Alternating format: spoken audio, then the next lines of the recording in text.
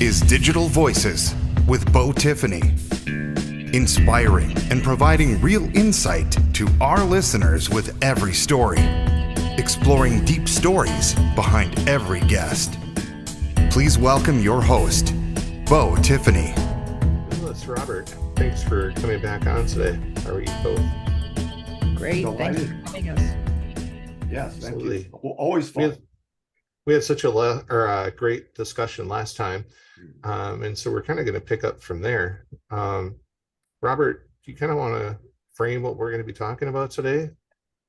Well, in our last podcast, I was talking about some broad overviews to understand the toxic influences that are out there in our culture that come from the media, that come from politics, that come from people selling you things, and a host of other things. And Phyllis was addressing ways to understand those things and how to cope in this toxic environment on a more individual level with the kind of relationships that you have with family and friends and others, work relations, and how you can cope with these toxic things on a personal level. I'm going to talk today about how you can understand these toxic things and thereby help yourself address them. And I think, Phyllis, you could speak for this, but you will be addressing specific strategies for personal level coping. Yeah, and just to throw this in, part of what we were talking about also last time is how what we know from the individual level of what are healthy dynamics in a relationship and what are unhealthy, abusive, bordering on or becoming violent a dynamics in relationship can be applied to larger institutions, groups, family, businesses, and government outside of the individual realm, so that there's a correspondence between the individual and the collective that I think we really need to be aware of. And when we're looking at what are the things that help heal, what are the techniques, what are the skills, what are the attitudes, what are the positions people need to learn and take to heal broken and disruptive and violent human relations, that, again, what we know on the individual level could be applied to the collective if we had the will to do that. So folks, stay tuned, listen to every word, because we're about to drop some good nuggets on you today. Why don't we have you introduce us to this, Phyllis, because I believe, the way that you've written and structured things on your books might lend to a way to format this discussion today regarding these topics. Let's go from there. Yeah. And there's, let me say there's, like, I outlined several elements. I call them the elements of repair in my book, because these are some of the basic skills and attitudes and approaches we really help people employ when they're trying to work out difficult relationships. And we can start there, but and they're really important skills that I would love to see adopted on a larger level in our whole country and really in the world. But I also want to say that after that, there's some deeper cuts that I'd also love to go into, whether it's in today's podcast or another one. But I think that's a really good place to start. Do you want me to start sort of outlining some of those? I think that would be great. Robert, do you have anything to add before? No, I think it's a great place to start. Okay. Well, one of the simple things that I learned in one of the couples therapy programs that I was a part of, just as a beginning of an approach when people are coming together to try to work out, high conflict, deep disagreement, disruption in their relationship, the possibility of ending it. But it could be on a continuum, just from not getting along to we're ready for a divorce. One of the beautiful ways to start the dialogue is to ask people to imagine that there's a bridge between them, and that right now they're on opposite sides of the bridge and they don't know how to cross over to each other. And so we just have people imagine, before they even start talking, that when one person is talking, the other person does everything they can to just cross over the bridge and enter that person's world. And knowing that when it's their turn to talk and express their views, that their partner or whoever it is going to make the same effort to cross over that bridge into their world and try to understand them better. And it's a beautiful symbol for, I think, what we need, not only in our families, but in places of business, any place where people work together, function together, and on the highest levels of government. What if that was the commitment, that when we sit down to talk, we may feel like the bridge is 10 miles long and we don't know how we're going to cross it, but we're actually going to commit to do that. And that commitment to try to find repair, even of the most disruptive, painful, hurting relations, is actually the basis for any skills that you're going to employ. So the first one, and so we teach people these skills. And of course, that's really hard to do, to cross over to the bridge to someone who you really are in deep disagreement with, or feel very hurt by, or extremely angry with. But that's what we're addressing, because that's what we're addressing in our nation as well, is where does anger take us? If we don't have a way to pull ourselves back and heal the relationship, it's very likely that it's going to take us to some form of violence, verbal violence, emotional violence, physical and sexual violence, war. So the stakes are high for implementing the things that we know work and can help, given again that we're all fragile, imperfect human beings, and we do our best and sometimes have to do it again and again. But one of the first elements that make it possible to even begin to repair, I call restraint. And that basically means you leave your weapons at the door. And most people, I've never actually had anyone come with a literal weapon to therapy, but we do come armed. We come armed with our anger. We come armed with our fear. We come armed with our need to retaliate. We come armed with thoughts of really assaulting the other person with our words when we're so angry. And so the first element, to make it safe, it has to be safe to talk. That's really the bottom line. People are not going to come together and work anything out if they don't feel safe. And so restraint is the big one. And that means that you don't threaten. It means that when you're really angry, you learn to tolerate your own distress and not just vent it on the other person. Even if it's like, with couples, it can be anything like just rolling your eyes and turning your head away. Obviously, on a national or community level, the need for restraint is greater than an attitude or a posture, but it all counts. If I'm trying to cross the bridge to you, I have to show you in some way that I'm willing to listen. And if I'm rolling my eyes and turning away, I'm not showing you that I'm willing to listen. So all of these things really, really matter. And sometimes people get into it and they do get really angry and they do shout. And what we really try to help people do is take a time out. If you really feel like you can't control your emotions in a way that is going to be constructive for a conversation, then take a time out and commit to come back. And these are like really simple things, and they're really hard to do when people are triggered and fired up. And so, for most people, like in an average therapy setting, okay, the consequence is your partner's mad at you because you yelled at them.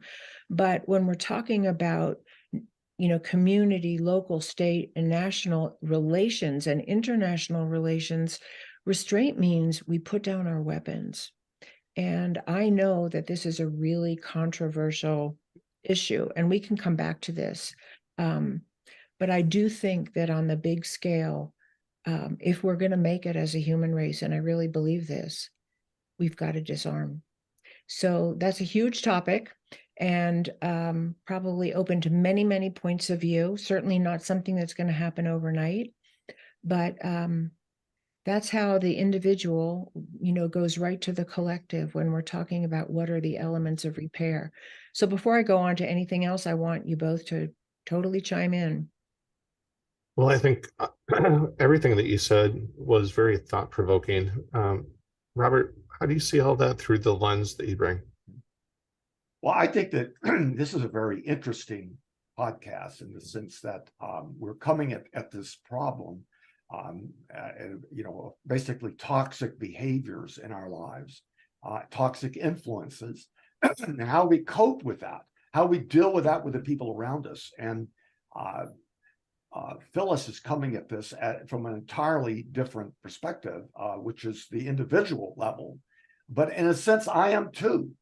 And what I'm going to do, which is going to parallel what she's doing, is I'm going to offer insights to the listeners about ways to understand and cope, and that will help you cope with all the toxic influences that surround us today. They're coming at us from everywhere, from all media, TV, the internet, from even sometimes from family and friends, and the person in line at the grocery store.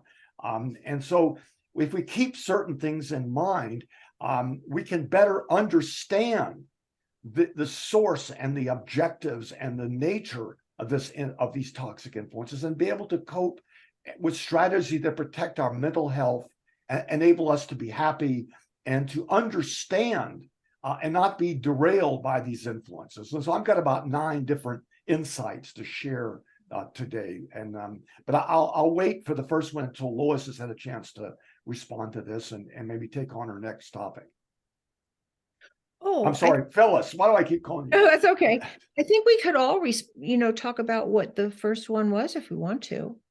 I'm happy for your input. All right. We live in a world where we are, as we all know, we're immersed in sales pitches and information. And it's coming out from the internet and from everywhere, television, cable TV, Twitter, Instagram. And we need to first be sophisticated consumers of information. We got to remind ourselves constantly that all of this stuff is commercially generated. It's not peer reviewed. It's not university textbooks. But everything, all the sources of our information, just about all of them, are commercial enterprises. And they are fiercely competing with each other, seeking our eyeballs and ears in order to make advertising dollars off influencing us and our behaviors by getting us, to click, to buy, to vote, to act, to invest. And most of them use some level of threat or negativity. Why? Because that's what works. We talked about this in our last session, that our brains are hardwired in evolution to prioritize information that seems to pose a threat. Look, there's a saber-toothed tiger coming up the trail. We got to do something. And media of all types are quick to discover this earlier and how to exploit it and ways to make everything threaten and anger you, because studies show, hard evidence shows, that social media posts and ads that make people angry and feel threatened get them to do things. They vote, they donate, they click, they act, they buy. And so the mechanism we need to keep in mind that helps us understand this is that if we understand why they're doing this and what they're doing and it helps us be less threatened by it. We're going to feel less threatened generally if we just understand this is just so much sales pitch and noise. Okay. So now we're going to talk about some specific solutions. I'll mention one here. The first thing we all need to do all the time, which we're not doing so much as Americans, is we need to be critical thinkers. And we need to be savvy and skeptical. It's healthy. There's an old saying, as the old saying goes, don't believe everything you hear or read, okay? When you listen to a sales pitch or a political argument, always ask yourself, what would an informed, knowledgeable person on the other side of this claim or argument say to me to rebut this if they were here right now? And try to find that rebuttal or counter argument online if you need to. And we'll talk about that in a bit. Be deeply skeptical of any politically motivated TV or websites or cable news or social media or radio. Seek out authoritative rebuttals, independent, neutral resources. We have at our fingertips, our smartphones. I mean, this is the amazing thing, these smartphones, they have 100 times the Library of Congress right at our fingertips. Neutral sources. And you can go there And you can find all these incredible sources. You can go to the World Health Organization or the US Surgeon General. There are websites for science and scientific journals, like the Journal of American Medical Association. And there are all kinds of websites. I just clicked on a list, and I just wanted to read it to you really quick. There's PolitiFact, factcheck.org, Washington Post Fact Checker, Snopes, SNOPES, that's the one that started out rebutting the old urban legends. There's the Stanford School of Public Policy at Duke University. They have a big fact-checking project. Sci-Fi, Fact Check, Media Bias Fact Check. It's called MBFQ. And there's NPR, good old-fashioned NPR has a fact check. And there are thousands of others, but those I just read to you, you can go online right now and find them, and they will give you highly objective expertise rebutting what I'm giving you the other side of all the arguments that are out there that might be troubling. So you want to go to those places and listen to that before you believe anything or do anything.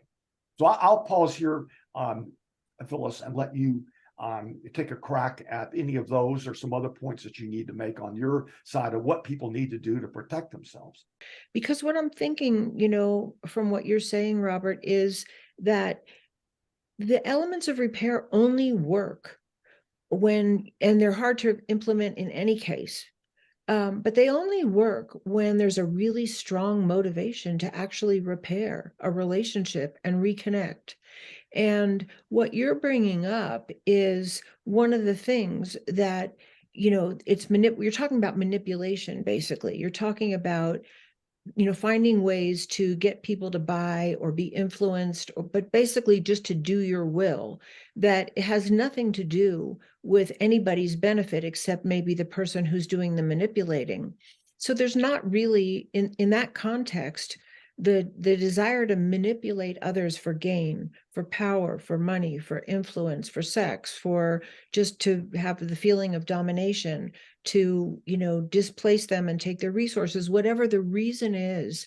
That I think that is one of the reasons why we don't come together to actually sit down and look at the elements of repair and do the hard work. And it's really hard work to repair a relationship, because you can't cross any kind of bridge that I'm talking about. That just sounds like pie in the sky. If your motivation is really not to resolve the deep issues that divide you and come back into relation and reconnection and care for one another. So I think maybe, you know, we're talking still about some of the reasons why we're not, as sometimes as individuals and certainly as a collective in this country, not committed to that repair process and the work that it would take and the vast changes that we would actually need to make.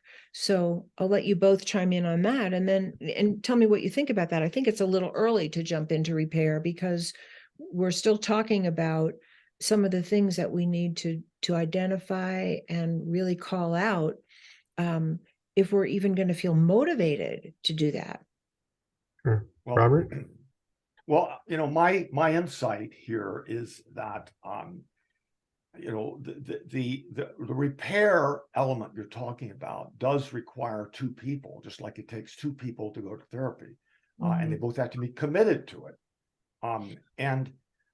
So you're talking about a different kind of dynamic there, and it's a very, very vital one and a very important insight, and it's really critical, and not enough gets said about it. And I don't think there's enough people who take advantage of the opportunities of therapy or even recognize they're there and what they could do for them. But what I'm speaking to is our strategies and understandings, insights that individuals need to come to or can come to that help them understand the negative influences that surround us and just thrust in toward us everywhere. And if you understand those negative influences and what's causing them and creating them, what their objectives, what they're trying to do to you and why, then you can step back and you can protect yourself from those toxic influences. And I'll talk more about how to do that.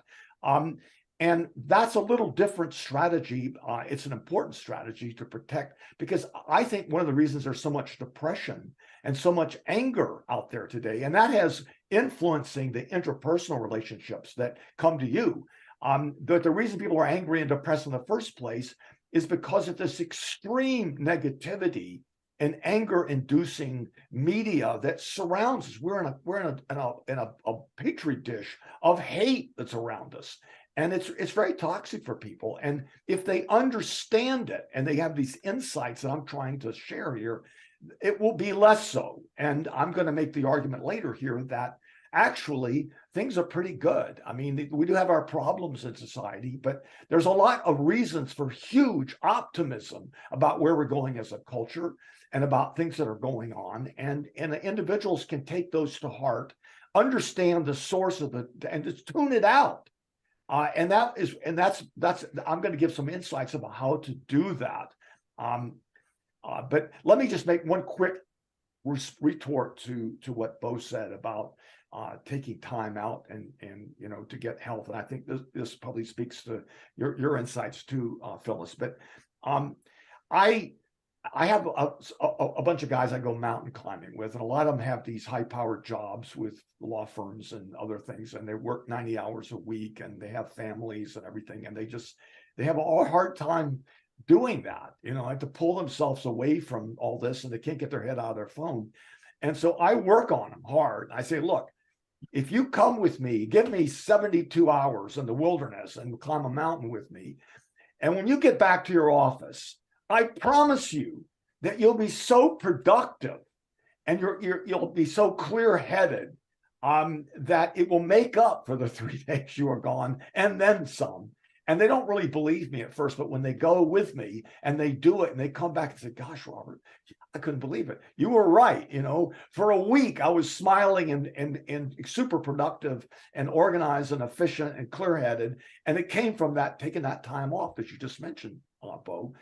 So it is whether it's a walk in the park for an hour or what, especially outdoors. And there's a bunch of studies that show if you go out and walk in the woods, it's the Japanese call it forest bathing. It's healthy for you. And so back to Phyllis. You were going to say you were going to respond to that.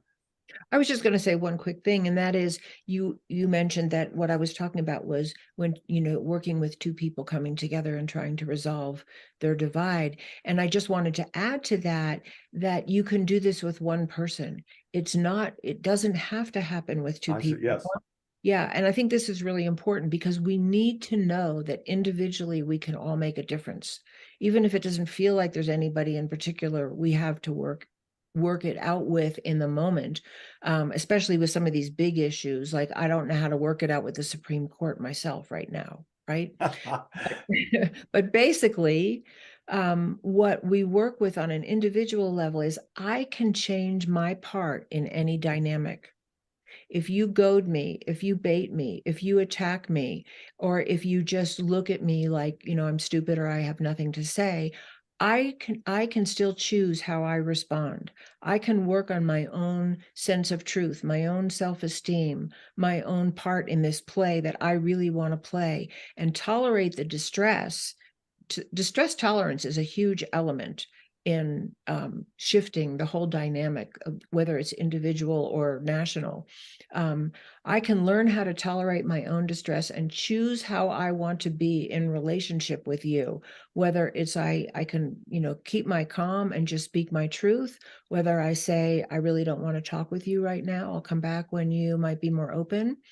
Whatever it is I choose to do. But I think we need to know on a national and international level, there's not really any walking away. We're here together on this planet. And if we don't work it out, what is left for us? We have the weapons and the know-how and the psychological weapons, in addition to the nuclear weapons and the chemicals that we're using on the earth and the way we're destroying, some of our habitat, to wipe ourselves out. So there's no walking away.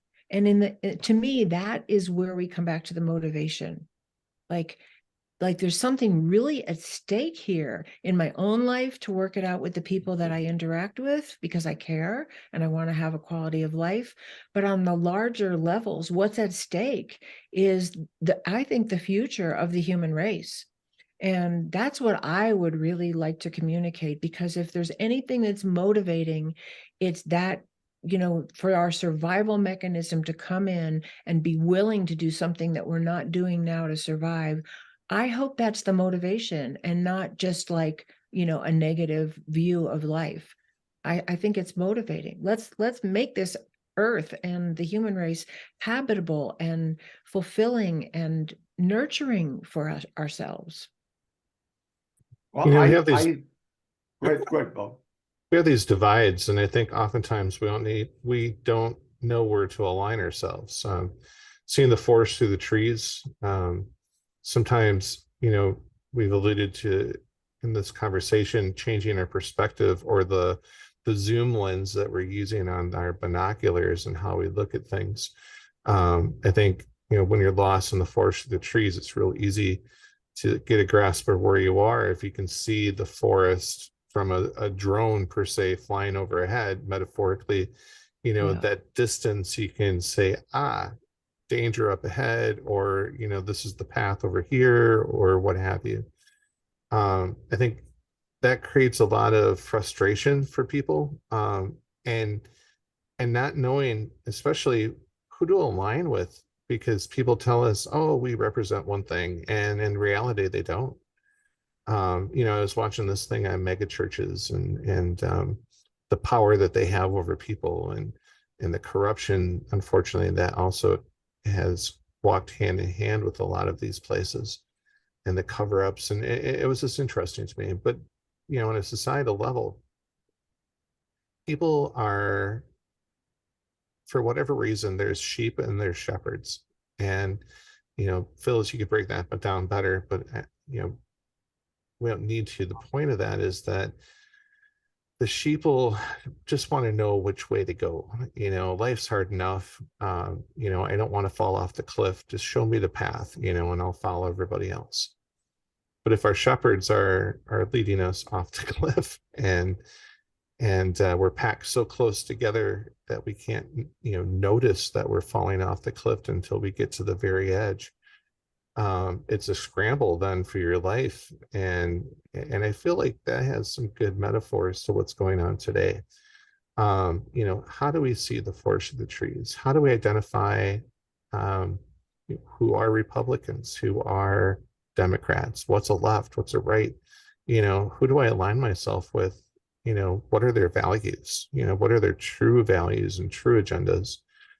And I bring up this to hit it home a little bit and bring some practical. Hold on 1 second, I have somebody at my door.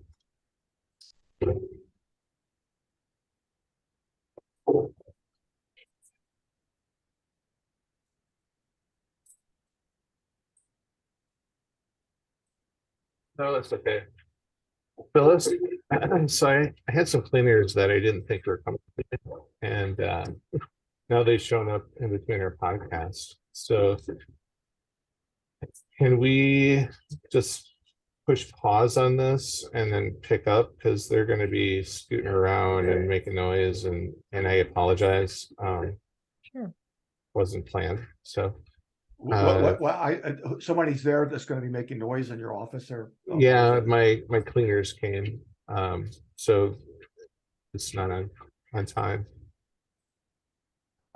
So it's in the middle of our podcast, so I'm just wondering if we can hit pause, because they're going to be all around cleaning. And so when you say hit pause, are you saying do a different day, or what? So either I could hit just pause on the recording, and we can pick this up in 45 minutes to an hour, if that works for you. Let's do that, Lois, if that works for you. I cleared off this day, and I don't have many days coming in the future. It's fine with me. It's fine with me. I apologize for this interruption. So I will reach out just as soon as they're done, and I'll try to get them out here quicker than normal. Yeah. Okay. So, Well, right now what time is it? It's 2:33 my time. 2:30. And so shall we reconvene at 3:10? And yeah, that sounds good. About roughly that would be perfect for me. Like, so for me, it would be 2:10. That That's sounds 2:10. enough time for you, Beau? All right, Robert, go ahead. Okay. Lois and I have been coming at this fascinating problem from two different directions, both of which are essential. There's the personal dimension of how you cope with toxic people and toxic relationships in your personal life. And the other is how do you cope with them coming from the outside, from the top down, from the society we live in.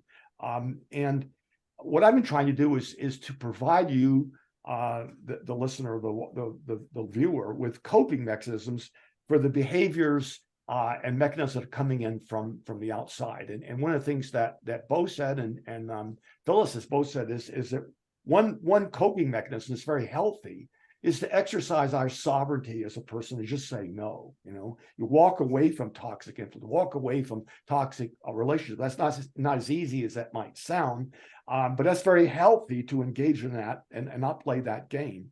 And you can just turn off the TV. And this is the first essential step, but we as individuals have to understand this game. And I don't think most people do understand the game in terms of the media influences that are coming in from the outside. But we have to be able to understand that to find the truth. We've got to have the truth before we can vote right or step into the arena and deal with things like global threats like nuclear annihilation and climate threats, which are quite real. And we have to step way out of the personal realm to do this. But to solve those mega problems, we've got to have people have the tools to find the truth, which in many cases they don't right now. So what we've been talking about are these individual options.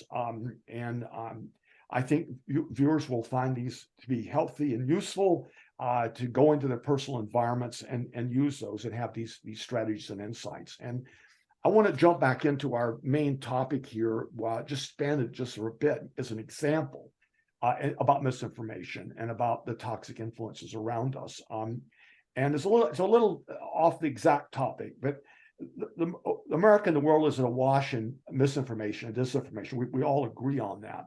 But one particular arena that I have experienced in where it's particularly damaging to individuals is financial scams.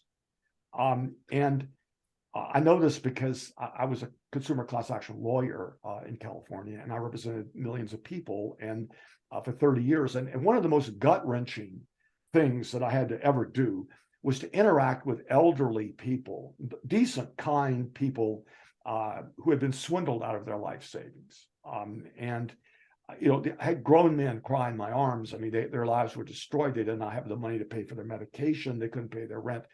Everything they had was lost. They were going to have to get some kind of a job at Walmart as a greeter or something.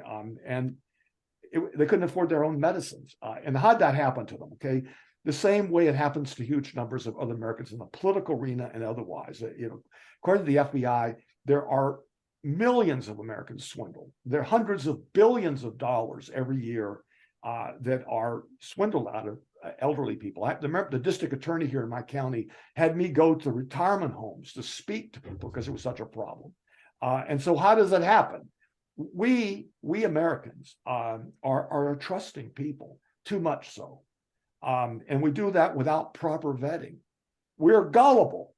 And we listen to scammers, and we're not sufficiently skeptical. We don't seek independent advice, which is everywhere.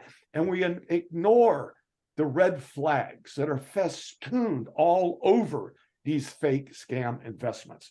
Act quickly, pay with gift cards. And the fact that the people pitching this are just these very kind, sweet voices on a telephone or some website, which is probably in outer Albania. And a lot of people mistakenly think that they can somehow get their money back if it wasn't true, and they lose their money, and there's nothing that is completely wrong. And I can tell you as a law firm that we only took 1 out of every 400 cases that came to us, these sad cases. That's because 399 of them, the person who took the money was not a real person. It was an internet phantom. It was a ghost. And neither I, the FBI, or any law enforcement, nobody can do anything to help you if you give your money to those people. It's got to be a brick and mortar business licensed by the NASD and the SEC right here in the United States, or else forget it. Okay. But the point of all this is that these about fake investments, they parallel fake political and fake medical and other nonsense claims on the social media and nonsense. And you listeners have to, and viewers have to protect yourself. You have to ask the hard, skeptical questions. You have to say no to the financial scammers. But you also have to say no to political and social nonsense. You know, P.T. Barnum said, there's a sucker born every minute. And he also said, nobody ever died poor, underestimating the intelligence of the American people. Those are kind of hard things to hear, but I think we all know that on some level that they're true. And we can do something about it by being better investors, and by paying closer attention, by getting scientific advice, and protecting ourselves from this.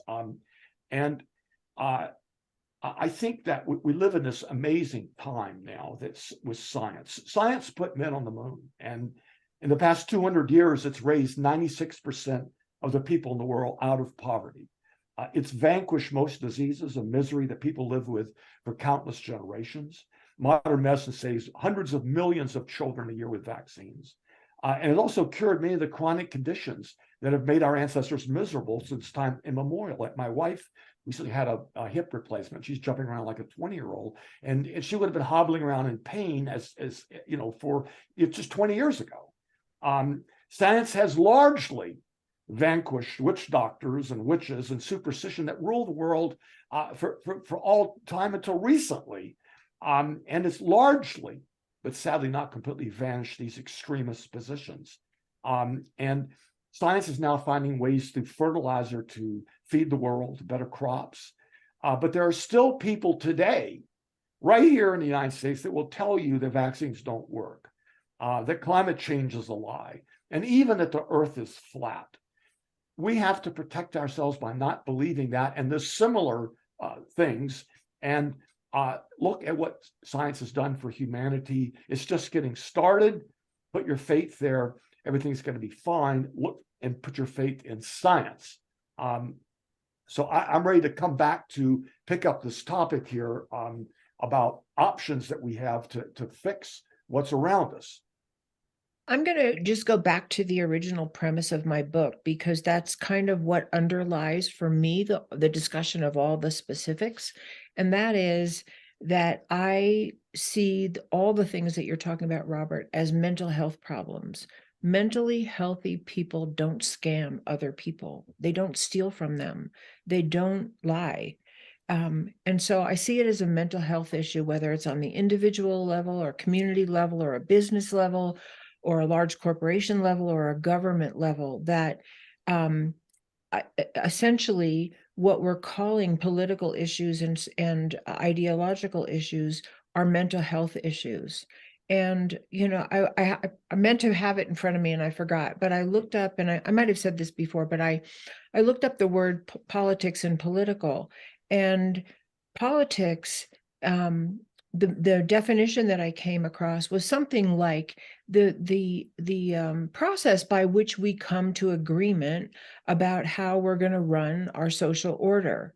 That's what politics is. It's not necessarily bad.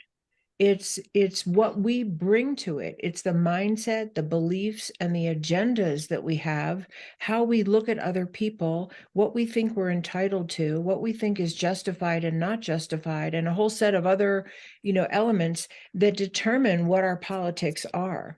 And what we so through that lens, what I'm saying is that a healthy citizenry is going to enact their politics with healthy dynamics that both honor the rights of the individual and the individual gifts and strengths of the individual, and address perhaps the difficulties that an individual might bring within the context of what's the good for the whole, and defining what the good of the whole is, obviously on the basis of some healthy look at what a family is all about. And so in my book, I did talk about these two things that I made up these words, but I think they really give a really good description. I talk about high-tech human relations and low-tech human relations. And what I'm calling healthy family dynamics are what I would describe as high-tech human relations.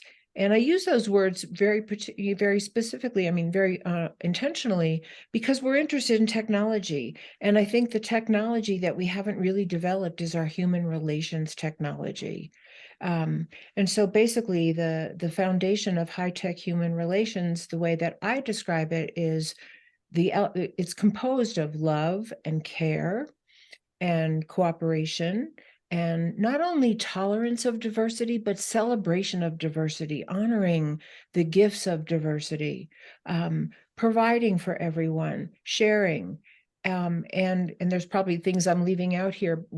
Two of them though, are good boundaries, knowing where I end and you begin, so that it's my needs and our needs are both in the picture of a healthy family, and nonviolent conflict resolution. Those are some of the main elements of what I'm calling high-tech human relations.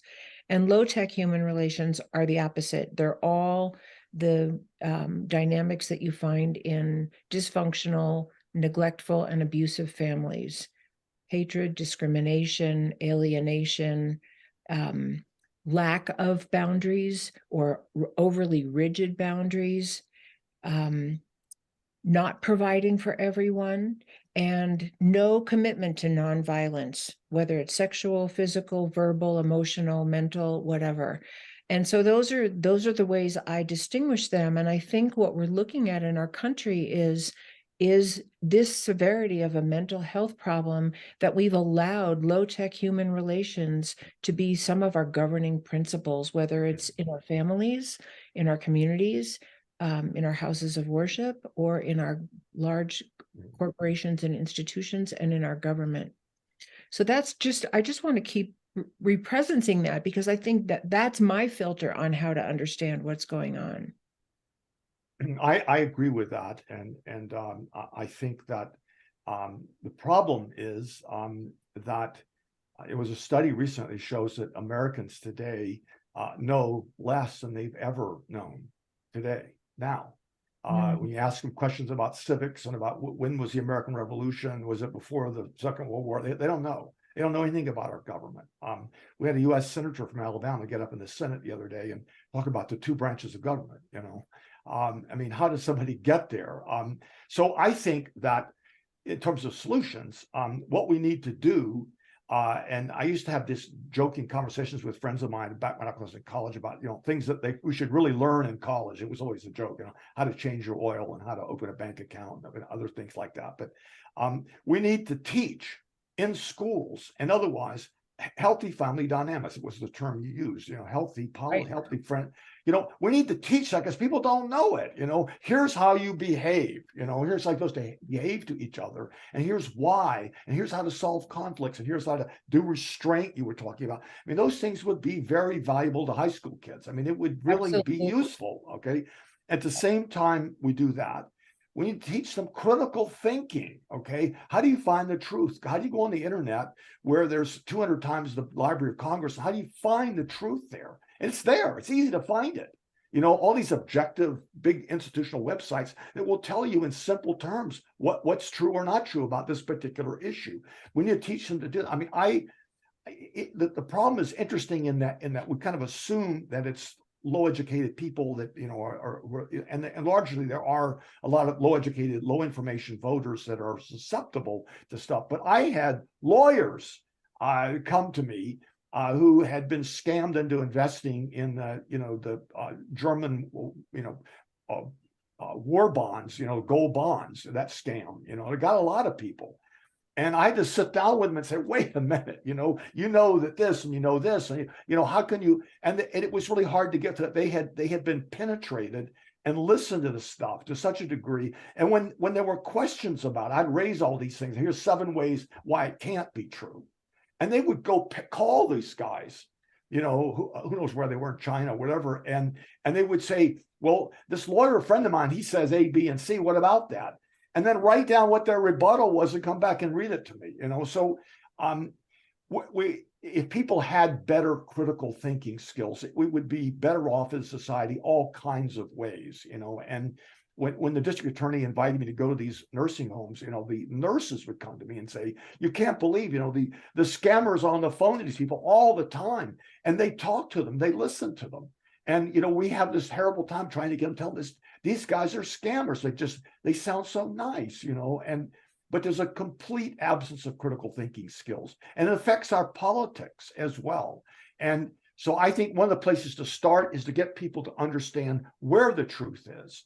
It's in science. It's on the internet in these right places. And once they understand that, and they can reach for that when they have a question, at least that's the first step to the individual to immunize them from these toxic influences, what they get that they're susceptible to, and get them to vote in the correct fashion, which is the first political step that we as individuals can take. And it's the first and the necessary step to get the kind of changes that we're talking about, Phyllis, that are so necessary, with the environment and all kinds of things, and to get in schools the things that we need to get about family dynamics. Yeah, I mean, I'm 100% behind psychology being a foundation of education, and all of exactly that. What do you think, Beau? Absolutely. They go hand in hand, and having the understanding is critical, especially at an early age. One of the things that I think about is we're talking about this is the current state of things. And, a lot of what we're talking about is the correlation between mental health and politics and the current state of the world, for that matter. Am I off on that, or is that a good analogy? Go for it. Yeah. So, if we're looking at it like that, there's potential causes, for mental health challenges. We have these increased stressors.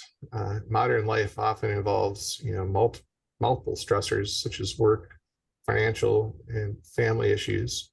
Social media and, this 24/7 news cycle can contribute to a lot of these feelings of stress and anxiety. We talked a little bit about finding the truth, and truth is somewhat subjective in some people's minds. But Robert would probably disagree with that, because he would say, no, the truth are the facts, but how do we get to the truth? And what are good sources? I think we touched on that in our last podcast, saying, obviously in every advanced civilization, there's, this group of people that steps up and speaks out. And, that's kind of where we are these days. We're making awareness for the issues, but we're in a societal change too right now.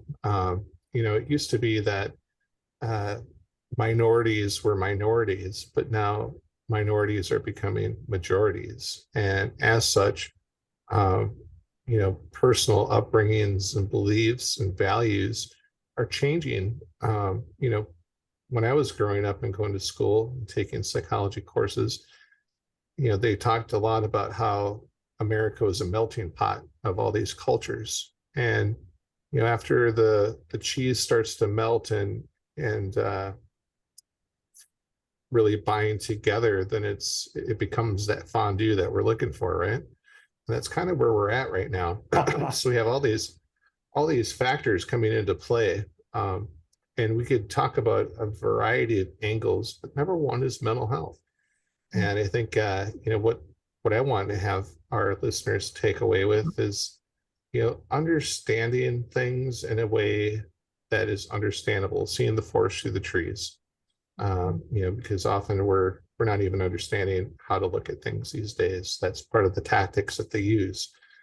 And the other is, once we gain a better perspective of things, then truly what can we do to make those steps? And for most of us, it's going to be on a community-based level.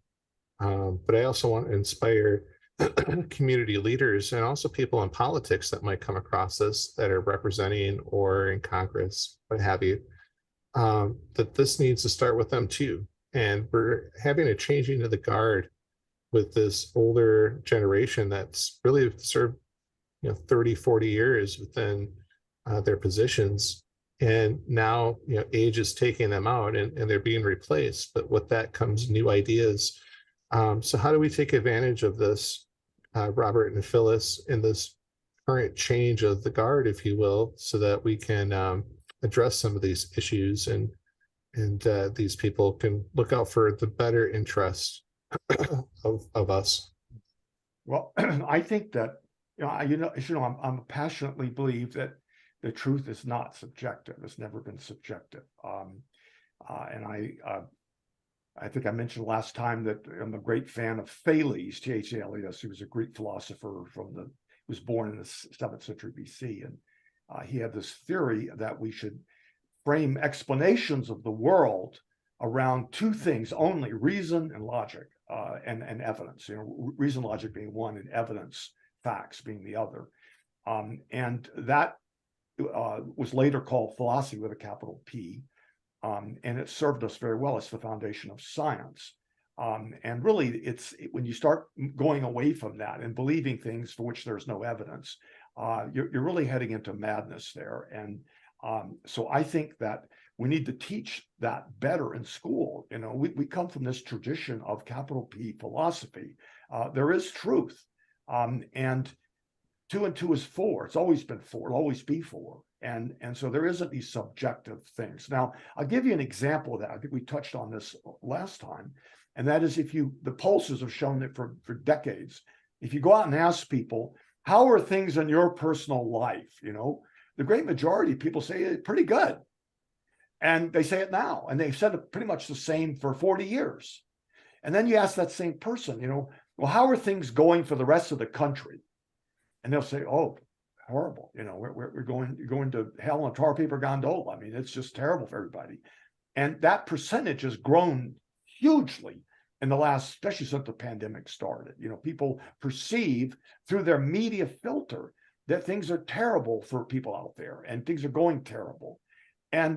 But what that does, it shows you it quantifies the distortion factor of what people's perceived reality in their real personal lives is versus what they perceive to happening in other people's lives, and you see how if everything is okay for everybody you ask that to, things are pretty good. But the media is distorting that so that people think that things are terrible for everyone else, and I see this really across the board in people having these views of things. And I'm going to do a podcast, stay tuned, on Digital Voices, about the reasons for optimism, and I've been doing research on this for some months. And I think that there's a great deal of things going on out there, have been going on for a long time, that give us much, much solid, scientific, rational, logical reasons to be extremely optimistic about what's going on in our society now and where we're going in the next 50, 100 years.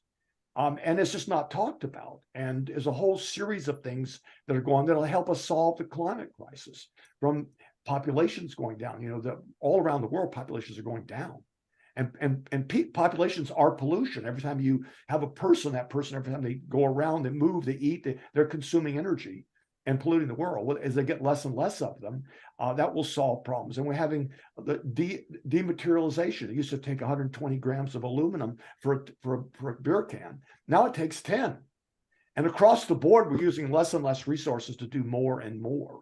And there's a host of other developments going on. You could see what's the explosion in alternative energy, which I've been involved with. I mean, it won't be that long before the solar is the only source of propulsion for vehicles, and electrical power. And it's spreading every which way. And California's banned internal combustion engines, in 2035.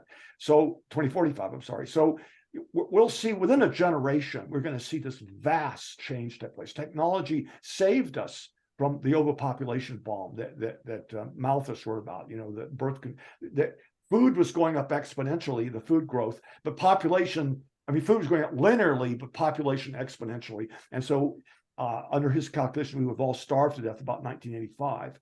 And what happened was something that no one anticipated. Technology came to the rescue. Birth control saved us, saved the world. And there's a whole bunch of other things going on that are going to reduce world population and make it possible to, and also that are reducing climate problems. So a lot's going on. I'm going to have a lot to report. Stay tuned for that. But back to our thing here, that, truth is science and reason and evidence. We need to teach that in the schools, along with, when I was going to school, there was actually way back in the South in the 50s and 60s, and they taught people how to behave. They weren't ashamed of it. They talked about what is a gentleman, how does he behave. They had this Southern notion of gentleman. It was very chauvinistic in some ways, but it was very chivalric. And very much, you look out for women. You're responsible for them. You never curse in front of a woman. You treat them up on a pedestal. You open doors for them. You protect them. As Sir Walter Raleigh, you take off your cloak, put it in the mud so they can walk over it. I mean, there was a whole different point. But there was with men, you're honorable with people. You treat others honorably. And I came away with a strong sense that all my peers were taught ethics. I mean, they were taught how to behave. Kids don't know how to behave today. And so Phyllis and I will add that to our list here of things that need to be taught in schools that people are kind of squeamish about talking about today. But we could do this on a nonpartisan, non-political level, I think, of just saying, look, how do you want to be treated? Isn't that the way you want to treat your friends? Or you want to always say please, and you don't bully, and all these things that really create the backdrop of these traumatized people who come into life full of anger, and they absorb this stuff going on in the media. And Phyllis and I were talking about this. I mean, there's a lot of hate now that moves all through the internet, every direction, and that hate is finding targets in maladjusted young men who are going out and committing mass murders. But they're also telling people, your enemies, your political enemies, not just people disagree with you. There's people who are illegitimate. They don't deserve to. They're trying to take the American way of life away from you. And they're coming for your guns and your Bible. So you have to do something. And there's this huge increase every year in the number of people who think that violence against your political adversaries is legitimate. And how long is that going to go on before we have real problems going on? And that's another thing to teach in schools. I as a lawyer, I'm astonished that even the level of educated people in terms of their ability to, not be victims of scams, but that scam concept is equally applicable to the political process and to all kinds of stuff being sold and pitched to people. That makes no sense. And if they go online and knew how to just go online and look at this vast source of objective information, I read the list of them earlier. You can go online and ask for websites about disinformation and misinformation. A whole bunch will come up. Look at the big name places, and you'll find truth right there. So if you don't mind, let me just interject, and then I'll toss this to Phyllis.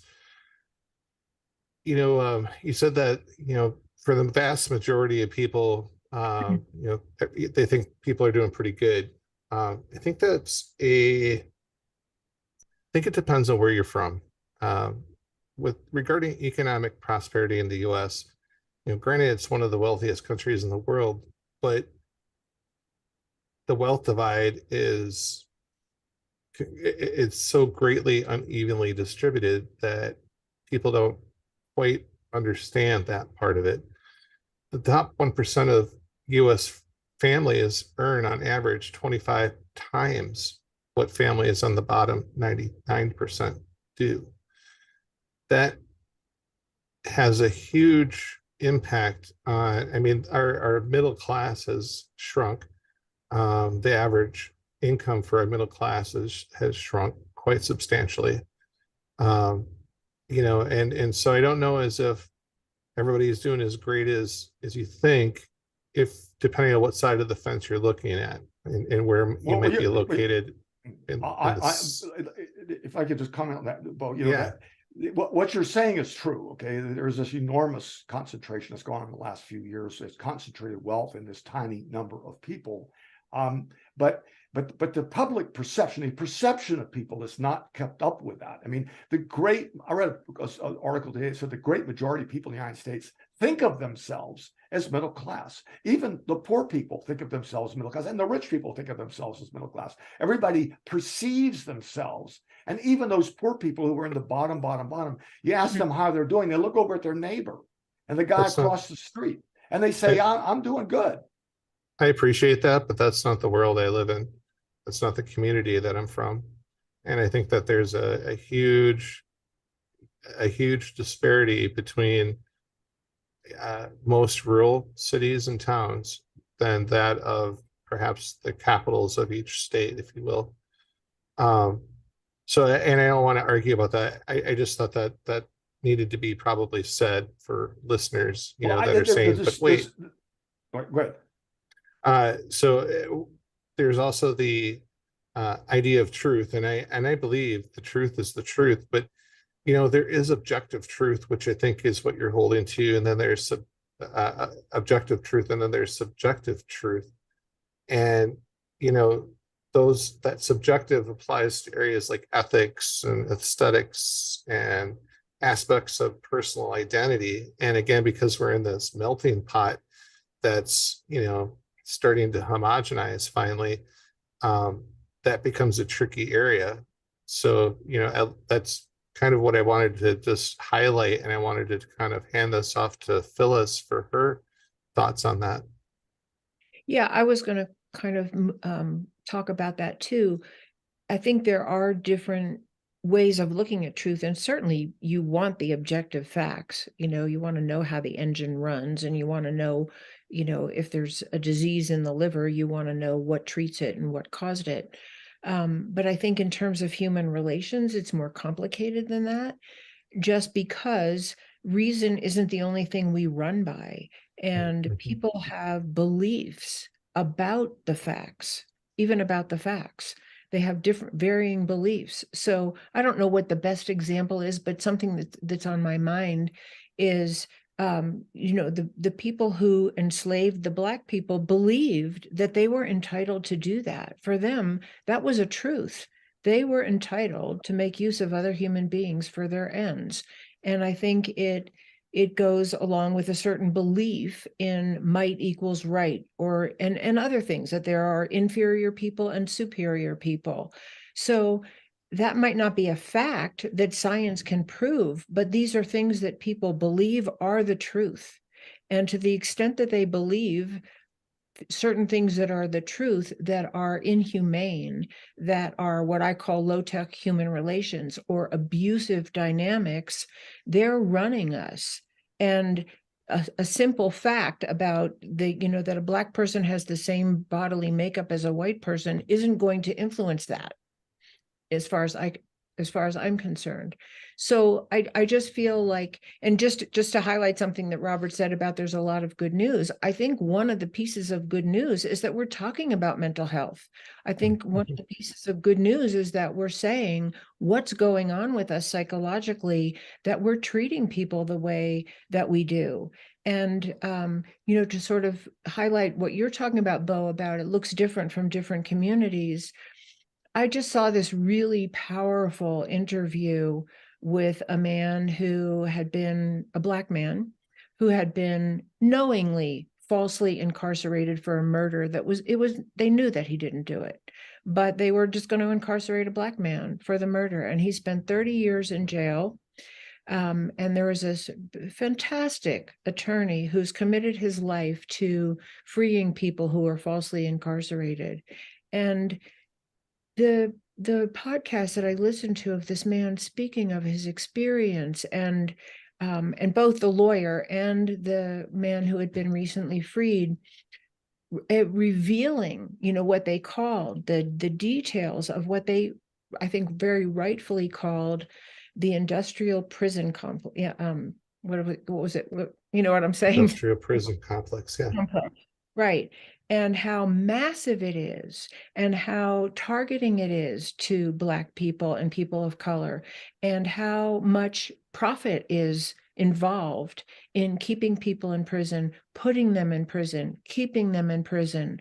So that, I think this is the underbelly of what we're looking at, and we need to look at it. And I think part of the good news that I think is the good news is that there is this search. There's a search for the truth in the sense of let's uncover this. Let's find out what's really going on here. Why is it that there's I think it's 6 times more people of color or Black people incarcerated than not? Than white people. I love this. I just want to put down that I'd written an article on this just recently, Okay. that I posted on our Digital Voices site. But it was with the focus of medical marijuana or marijuana legalization here in Wisconsin, as we are an island of an island unto ourselves, and why that is, and how the prison industrial complex has a correlation to that as well. So I love what you're saying right now about this. I don't want to interrupt, but I just wanted to add that as a plug. And I'm really eager to hear what Robert has to say once you're done, Phyllis. Yeah, I just want to highlight that we have to look at how we use what we call facts.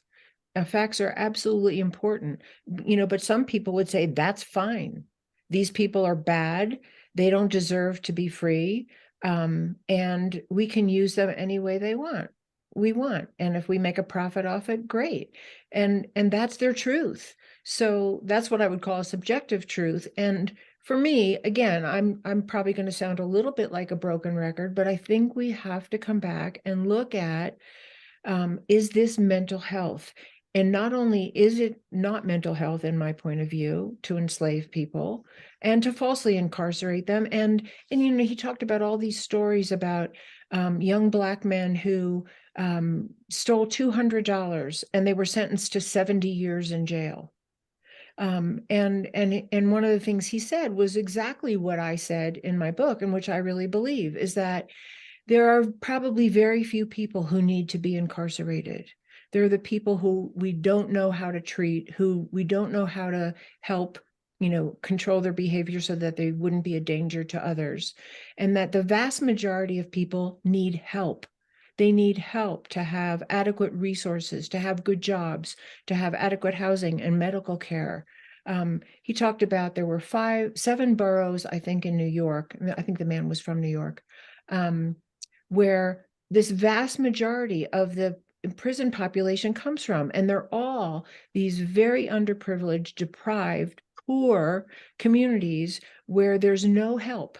There's no resources, there's no help, there's no opportunity for young people. And so they turn to crime. And that's our responsibility as a society. That's where I see that is the responsibility of the family of America. We're creating the criminals that we then misuse. And it just breaks my heart. It just breaks my heart. I agree with all of that, and I think that both back to our earlier discussion, I think that the disparity of income in our communities is huge. It's real, and it's behind what Phyllis is she's just talking about that. I mean, it's so huge that it interferes with intergenerational transfers of wealth. It interferes with Black people's ability to get into college, to get an opportunity, and that puts them disproportionately in a track toward going to jail. And so it's all very important. What I was measuring, the other thing was people's misperceptions about their wealth. They tend to look around themselves and compare themselves with their neighbors when you ask them, how you doing? And not see themselves as they really are, which is, a tiny fraction of the wealth that's moved into the top 2%, which is where this gigantic amount of wealth is going. And it's a real problem, and it's contributing to all these other problems that Phyllis is just talking about. It's contributing to a lot of terrible things in America. And, there's all these interesting models that show that if you took wealth and you redistributed it, the whole country would be richer. I mean, everybody would make more money because you'd have all this. And what we're doing now, there's one social scientist came up with this idea called the realization rate, which is you take some poor kid out in the ghetto. What proportion of those people are able to go and fulfill their total potential to become doctors and lawyers and scientists and Nobel prizes. That proportion, that is the realization rate. And our realization rate as a country is very low compared to Europe. You look at Denmark. Denmark, I think, is a country that has much to teach the United States. My niece goes to school there, and it was a country of herring fishermen and pig farmers 40 years ago. I was there 40 years ago a lot. My brother was there, and they decided, and they had a GDP of $10,000 a head.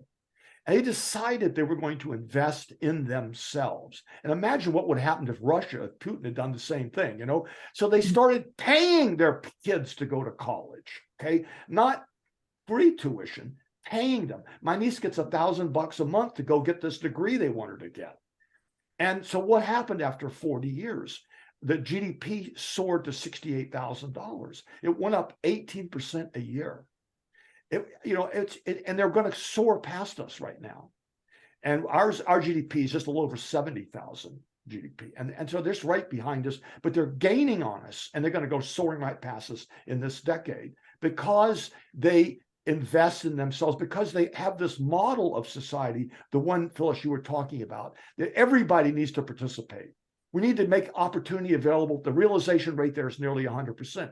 Now, whoever you are, we're going to take care of you because you're Danish. There's a name for it there, Schifferschatten or something. That's a Danish word that means that we're all family, and they treat each other like family. And so as a result of that, they're doing better. If we did that here, we would have a soaring GDP because the rich would get richer because they have people to sell to rather than people to put in prison at $30,000 a year. And that would make an enormous difference. You have taxpayers versus inmates. So I agree with all that. Now back to this interesting discussion. I would kick myself in the butt if I didn't toss this figure out, since we have some of the other ones. Here in Wisconsin, about 60% of our prison population is filled with nonviolent marijuana offenders. And that's a scandal. It is. And that's one of the things I just thought needed to be brought to light as we talk about this. It tosses a bit of my home into it. So I appreciate you guys letting me do that. Go ahead, Phyllis. That's horrible. I just wanted to say that, some of the things that you're highlighting really were brought up in this talk that I heard.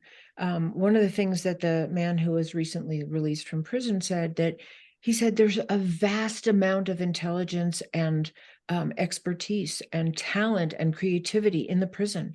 He said people are amazing what they can do there, the art they create, the things they write, just the intelligence that they have. And I think I totally agree with what you're saying, Robert. That's what I'm talking about. We need in this country is that we invest in our people. And I think the fact that the fact that we're willing to just lock people up and treat them as slaves, which is really what they are. I think we still live in a world of slavery in the United States, is a sign of our mental health issues. This is a mental health problem. This is a sick mental condition, or don't want to use that word. It's a sign of our mental illness that we would tolerate this, that we condone this, and that we're willing to profit off of it and not think twice about it. And so, that's where I'm coming from with it. I think I had something else to say, but it's slipped my mind. Well, so I think you've touched on it.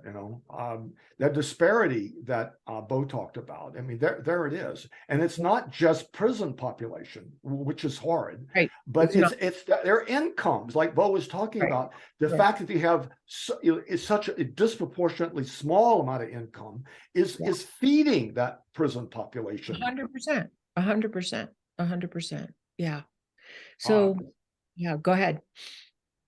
Beau, you got anything on that? No, I think that's great. It's a lot of people aren't aware of the prison industrial complex, and really, what is America but a bunch of sub businesses that make up one conglomerate? I don't know if that's maybe the best way to phrase that, but I do see that there's all these businesses in place, that are set up underneath the federal government, and they have their own needs, wants, and desires that sometimes are are used to direct and influence where we're going as a nation. Can I just throw one thing in before we Yeah. go on? Yeah, I Yes. think I just want to bring in the race issue because I think it's so huge and so difficult to address and so difficult to treat. But there's just an underlying, unresolved race issue in our country, and it's also, I think, built on a very strange perception, which I would call also a sign of our mental ill health. Because besides the Native Americans, all of us are immigrants to this country, all of us. And the Black people were forced to come here. They didn't come here of their own free will. And so this whole foundation, which I call so mentally disturbed, that there are the people who were here first and get to decide who else gets to be here, or that the people that come here later are unworthy, inferior, should go home, is so it's just mentally not well. I don't know how else to say it. I want to say crazy. And I saw this, I just have to share this because it was so profound for me. Do you the program Finding Your Roots, where they trace people's ancestries? Love it. Yeah, great program. Well, I don't know if you saw the one which Angela Davis was the person whose ancestry was being researched. And it turned out that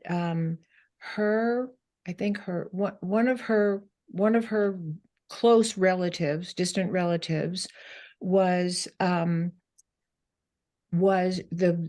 anyway, there was a white man and a Black man that came together in her family. And the white man was a direct descendant of someone who came over on the Mayflower. So that's in her blood. And I thought the irony of the whole thing that we are doing about who's entitled to be here, and then fed by this racial divide. I mean, these are topics that I don't know the answer to. I just know that we have to sit down and look them in the face and really look at what we've done to other human beings in the name of who belongs here and who's superior. All of it. I don't have all the answers. I just know that if we could sit down and do that about race, and if we could sit down and put our heads together and really try to resolve our issues about men and women and the masculine and feminine, we might have a chance to survive on this planet. Well, I suggest that we do that with these segments. And I think Right. that we could pull that apart and really come up with some good insight on both the problem as well as the solution, both from a clinical side as well as through Robert's experience and lens of brilliance. Yeah. Every time he opens his mouth, I'm always like, wow. I don't know, you too, for that matter, Phyllis. I wanted to kind of wrap this one up because we're getting a little bit on there. I think that what should we title this one? Well, let's think about that and make some suggestions to you.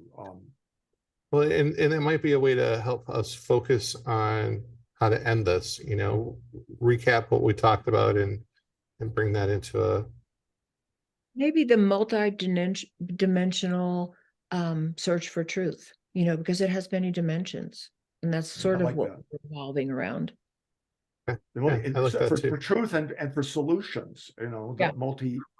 for truth and solutions to put to our to our environment, the toxic aspects of our environment. Yeah. But I just to end on a couple of comments you made, both which I resonate a lot with me and what both you were saying, and that is talk about the prison profit complex or the prison industry complex, and I think one of the roots of evil, we talked about the racial disparities, and we've talked about income disparities being the root of a lot of things that drive the prison population. But one of the biggest roots of evil in America is Citizens United, which is a case that permits unaccountable political donations. And Congress finally, after struggling for decades and decades, passed this ordinance that limited federal statute to limit the amount of money that goes into political campaigns. And it was overturned by the Supreme Court 5-4. And I think it's the worst case that's ever been rendered. And it is unleashed this torrent of secret money that pours into politics, and it makes every kind of evil that's profitable. They give money to the politicians, and I can go on and on about that. What I've been working here with Civil Rights Alliance against the Pacific Gas Electric, big utility, and they just give all this money to these politicians, and they burn down cities and they kill people because of their negligence. And they've been convicted in court of homicide, and hundreds of people burning down cities and gone bankrupt twice. And they put a federal judge in charge of it, a guy that I know, really good federal judge. And he said, this is an out of control criminal enterprise. It's got to be disbanded. But what happens? He keeps giving money to the politicians. They keep doing it. And so this is one of these problems that feeds into all the things we've all agreed is the source of problems. And that's kind of a meta problem. And one of the things I'd like to add on to the next discussion here is more this discussion about what truth is and where it comes from, how we define it.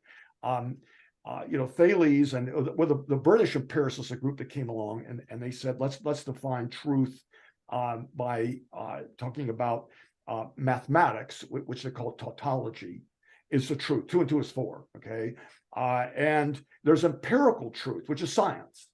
And then there's metaphysics, which is like God is good, and really, there's no way to prove or disprove any of that. Whether a fetus is a life or not, that's a metaphysical question, and science has nothing to say about it. There's no way that you can really arbitrate that question at all. I'd like to put in something here, Robert, as we, all right, because this is for next time that we're looking at this. So let's also try to figure out why objective truth is complicated by several factors like bias and perception, information quality, complexity, and also changing knowledge. What we know is true today might not be true tomorrow when, certain research is found or certain, new things come to light that we didn't know before. For the most part, I'm totally in agreement that, truth should be 2 + 2 = 4. But one of the things that I believe the media and the spin and the fake news, or that manipulating control or mechanism, is using bias and perception to twist truths, or twist those into a way that supports what they're saying. It's interesting if you say something out of context where you're not using the full context of what it was sent to, when you're just using a snippet, you can create a completely different idea. And I feel like that's one of the things that the media does often. So as we're trying to discern truth, we could take a look at those factors that complicate reaching it, because that awareness, I think, would go a long way too to help us identify the forest through the trees. Sorry to interrupt. I think that these British empiricists came up with this framework for it that was talking about that really, really helps to clarify that. I mean, and when you're talking about ethics and art and values, metaphysics, there is no truth as we have been talking about it. It is utterly 100% subjective, always has been, always will be, because there's no way to arbitrate those questions whatsoever. Okay. And so what scientists have talked about as truth is empirical truth. And there's really not much that's confusing about that. I mean, there's, oxygen has a certain value, and you have 2 oxygen atoms and 1 hydrogen atom, it's water. I mean, the scientific truths are easy to find. A pill, a vaccine works or doesn't work based on double-blind tests. So you give it to 100 people, and 100 people get a placebo, and you compare the results, and that's empirical truth. It's really uncontroversial largely, but Lord, it doesn't help us a lot in these vast other arenas of values. I mean, science has nothing to offer us about values. It has nothing to offer us about metaphysics. Does God even exist? Is he good? It has nothing to say about it and can't. So, I think if we work with these frameworks, I think we can come to understand ways to talk about truth in ways that make sense to us. And where we acknowledge that truth is subjective and unknowable. and arbitrary, like in values, I mean, and, Bertrand Russell says, when you say murder is bad, what you're really saying is murder, boo. You're just expressing your own feelings about it. There's nothing in the universe that doesn't care, So anyway, I think that with these frameworks in mind, we go to work on these common things. And I think that these ethical frameworks that the philosophers gave us are helpful in categorizing things in ways that we all understand, and that makes it clear how we talk about them in a sort of coherent way that we all understand and we all agree about, Your values are as good as mine. Phyllis? Yeah, I mean, I just wanted to say that empirical truth and reason will not resolve a relationship.